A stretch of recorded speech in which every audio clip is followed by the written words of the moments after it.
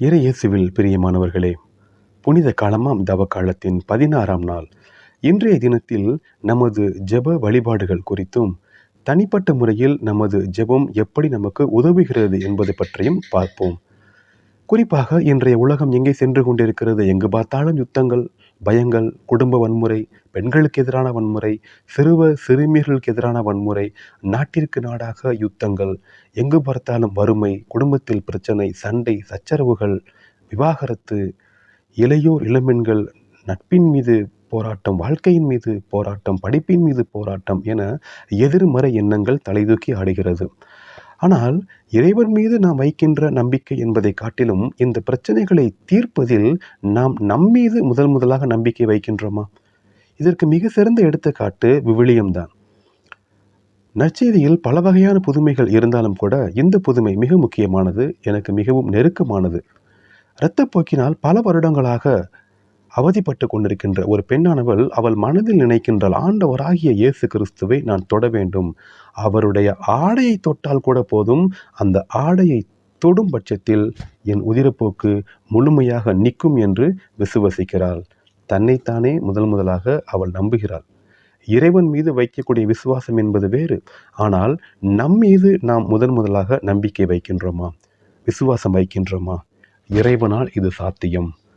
நான் ஜெபமாலை செய்கிறேன், நிச்சயமாக என் அன்னை மரியாள் இந்த வரத்தை எனக்கு பெற்றுத் தருவாள் என்று நீங்கள் விசுவாசிக்கிறீர்களா? நம்புகிறீர்களா? இதற்கு உறுதுணையாக வருவதுதான் ஜெபம். ஜெபம் என்பது வெறுமனே 1-2 மணித்துளிகள், மணி நேரங்கள், வார்த்தை ஜாலங்களோடு, விவிலியத்தோடு நாம் நேரத்தை செலவழிப்பது மட்டுமல்ல, இறைவனோடு அது ஒன்றித்திருக்க உதவி செய்ய வேண்டும்.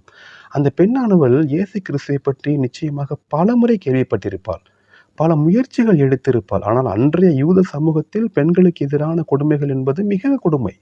இன்றைய காலகட்டத்தை விட மிகவும் மோசமான நிலைமை பெண்களுக்கு. அப்படி இருக்கின்ற பொழுது அந்த பெண்ணானவள் தன் மனதில் நினைக்கின்றால், இயேசுவின் ஆடையை தொட்டால் கூட போதும், என்னால் குணம் பெற முடியும் என்று.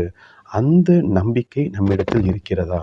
அதற்கு உதவுவதுதான் ஜெபம் என்பது. பல நேரங்களில் ஆண்டவராகிய இயேசு கிறிஸ்து தனிமையில் ஜெபிக்கிறார். இன்றைய காலகட்டங்கள் எப்படி மாறிவிட்டது?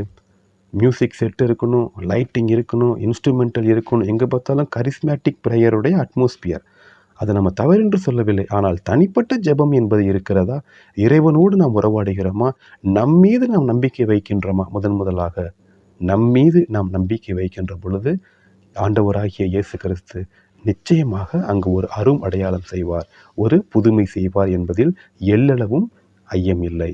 நம்பிக்கை வைப்போமா? இந்த பாடலை கேட்டு இந்த பாடலோடு தியானிப்போம். எந்தன் சிந்தனை சொல் அனைத்தும், எந்தன் செயல்கள் ஒவ்வொன்றும், எந்தன் உடல் பொருள் ஆவி முற்றும், எந்தன் உடல் பொருள் ஆவி முற்றும், உன் புகழ் அதிமிக மகிமைக்கே, எல்லாம் உமக்காக. இயேசுவின் திவ்ய இருதயமே, எல்லாம் உமக்காக.